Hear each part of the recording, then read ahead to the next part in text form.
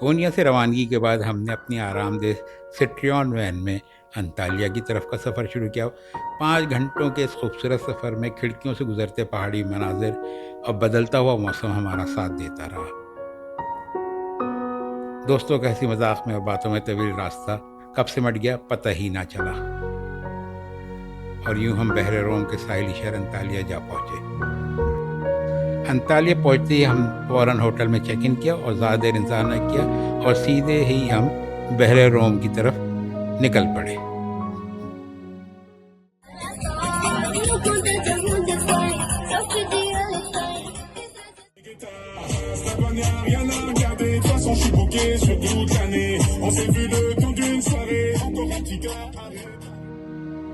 Antalya میں ایک قدیم شہر قلعیچی 2 صدی قبل مسیح پرگامون کے بادشاہ اطالوس دوئم نے آباد کیا اور اپنے نام کی نسبت سے اسے انطالیہ کہا گیا۔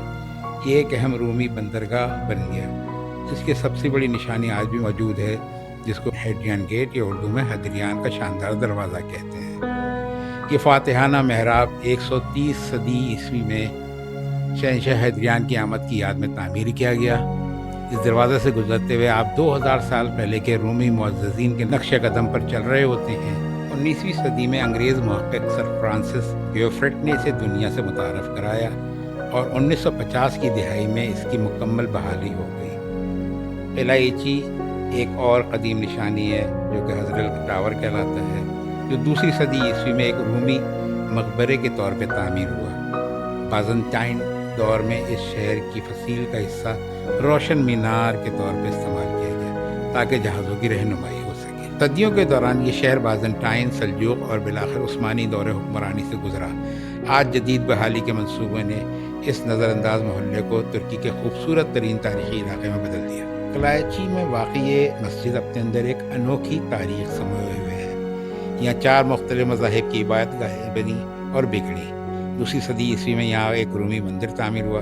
7ویں صدی میں اسے حضرت مریم کے نام سے بازنطینی کلیسا بنایا گیا، اگرچہ عرب حملوں میں یہ نقصان اٹھا کر 9ویں صدی میں دوبارہ تعمیر ہوئی۔ 13ویں صدی کے آغاز میں جب سلجوق ترکوں نے انطالیہ کو فتح کیا تو اسے پہلی بار مسجد میں تبدیل کیا گیا اور یہی مینار بھی تعمیر ہوا، لیکن 1461 میں قبرص کے صلیبی بادشاہ پیٹر اول نے شہر پہ قبضہ کر کے اسے دوبارہ کلیسا بنا دیا۔ آخر کار 16ویں صدی کے اوائل میں سلطان بایزید ثانی کے صاحبزادے شہزادہ قرقود نے اسے ہمیشہ کے لیے مسجد بنا دیا اور اسی نسبت سے اس کا نام شہزادہ قرقود جامع مسجد پڑا۔ سن 1896 کی ایک بڑی آتش زدگی میں مینار کا لکڑی کا گنبد جل گیا، جس سے ادھورا سا نظر آنے لگا اور یہیں سے اس کا مشہور نام کیسک مینارے یعنی ٹوٹا ہوا مینار پڑ گیا۔ 125 سال کھنڈر بننے کے بعد 2019 میں اس کی مکمل بحالی کی گئی اور 2021 میں دوبارہ نماز کے لیے کھول دی گئی۔ آج یہ رومی، بازنطینی، سلجوقی اور عثمانی ادوار کی نشانیاں اپنے اندر سموئے ہوئے ایک زندہ تاریخی ورثہ ہے۔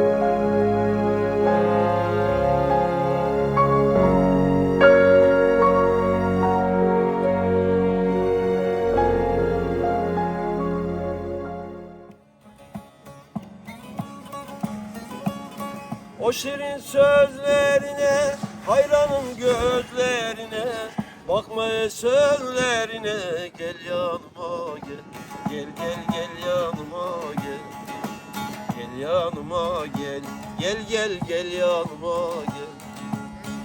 Aman eller duymasın, sakın eller görmesin, aman yatlar bilmesin, gel yanıma gel, gel gel gel yanıma gel. Gel yanıma gel, gel gel gel yanıma gel.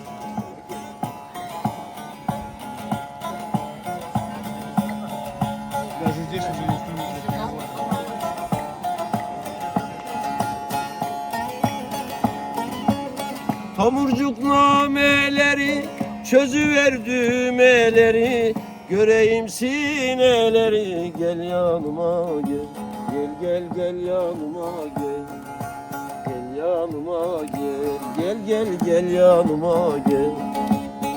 Aman eller duymasın, sakın eller görmesin, aman yatlar bilmesin, gel yanıma gel, gel gel gel yanıma gel.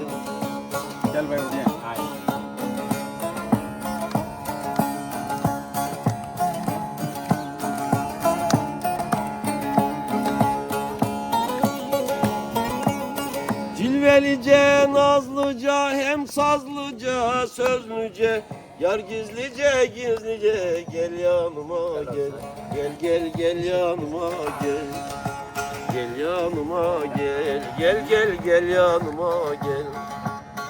Aman eller duymasın, sakın eller bilmesin, aman yatlar görmesin, gel yanıma gel, gel gel gel yanıma gel. Ya kardeş bak. Antalya के करीब taurus पहाड़ों से निकलने वाला दरियाए ड्यूडन ज़ेर ज़मीन अपना रास्ता बनाता है और 18 किलोमीटर के सफ़र के बाद दोबारा ज़मीन की सतह पर नमकदार होता है। यहीं से जन्म लेती हैं दो मशहूर आबशारें, बालाई और ज़ेरी ड्यूडन फॉल्स। बालाई आबशार को मकामी लोग सिकंदर आज़म की आबशार भी कहते हैं, क्योंकि रवायत है कि 14वीं सदी कबल मसीह में सिकंदर आज़म ने इसी मकाम पर अपने घोड़ों को पानी पिलाया था। कदीम ज़माने में ये आबशार महज खूबसूरती की अलामत नहीं थी, बल्कि पीने का पानी, खेतों की सिंचाई और आटा पीसने वाली चक्कियों के लिए भी इस्तेमाल होती थी। सन 1965 में तुर्क हुकूमत ने इसे कौमी यादगार का दर्जा दिया और आज ये पार्क सयाहों के लिए सैर व तफरीह, किश्तीरानी और आबशार के पीछे मौजूद गार तक जाने की सहूलत फराहम करता है।